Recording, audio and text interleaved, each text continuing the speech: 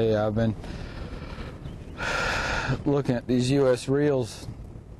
Yeah, I saw their early reels a couple years ago, and they just had a lot of the right ideas and the right things going, and actually, you know, have been talking with them off and on for a long time, and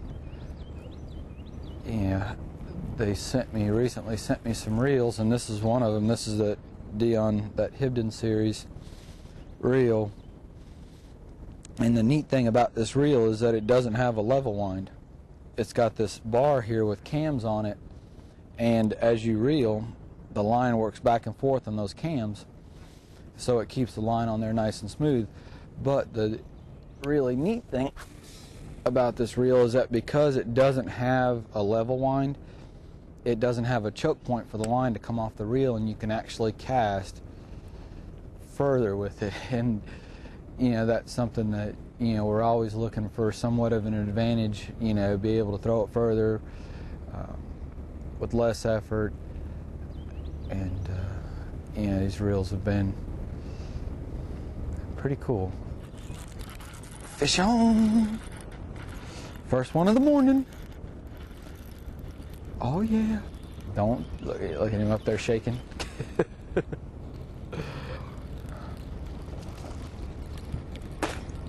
Gotta love that. Oh yeah.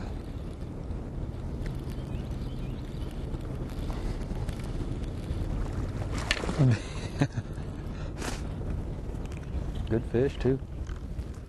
Not a bad little fish. Sweet. So much fun to catch them on top water in the morning. Catch them on top water, period. That's a good chunky Lake Wylie fish. Damn. That is pretty darn cool. It's always neat to me to come back in here and catch this topwater fish and film in here, because this is actually where I filmed the very first show I ever did. When I started this was right here. I hear him. Oh, right up against the rocks. You know, I filmed the very first show right in here, and it was a pretty neat deal. Much colder then than it is today. See, that's a little bitty bait. I mean, that's, you know, like about a 3.5 inch topwater bait that doesn't weigh a whole lot. Throwing around 12-pound test and able to launch it, 35, 40 yards, which is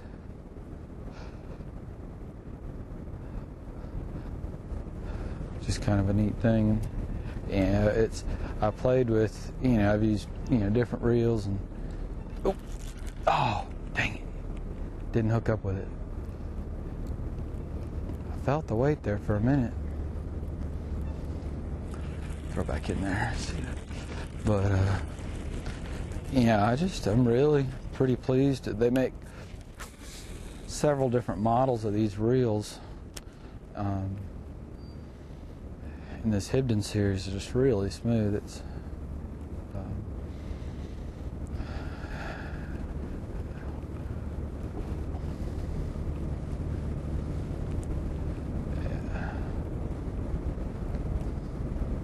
pretty cool. Come on. Oop, that one got it. Oh, God.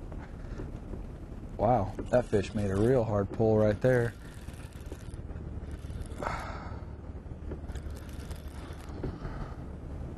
This might be a fish acting like either a striper or that he's foul hooked.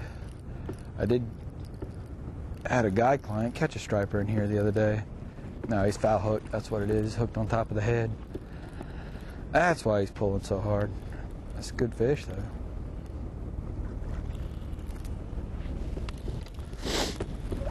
No, no, no, no, no. No, no, no, no, no. Come here. Come here. The thing about the fish when they get foul hooked like that is that you really have to be careful, because you don't know how well they're hooked, and they may come off. But actually, he's not as big as I thought he was, but still fun nonetheless. It seems like usually if you get a fish that blows up on this topwater bait, if you'll keep working it, that fish will chase it. He'll continue to pursue that bait. Like that fish missed it once or twice and then came back and got it. But if you'll just keep working the bait, fish gets that kind of chase instinct where he thinks it's trying to get away from him.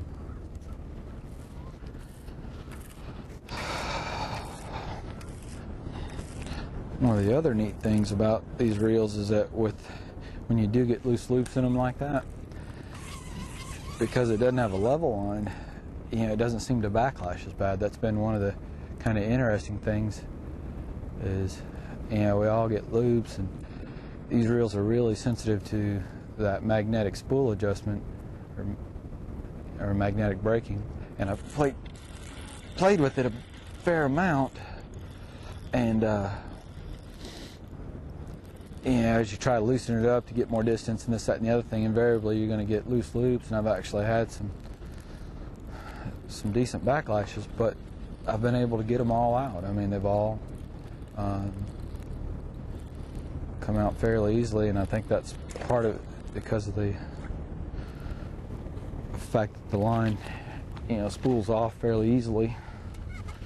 But little bitty guy. But he's fun.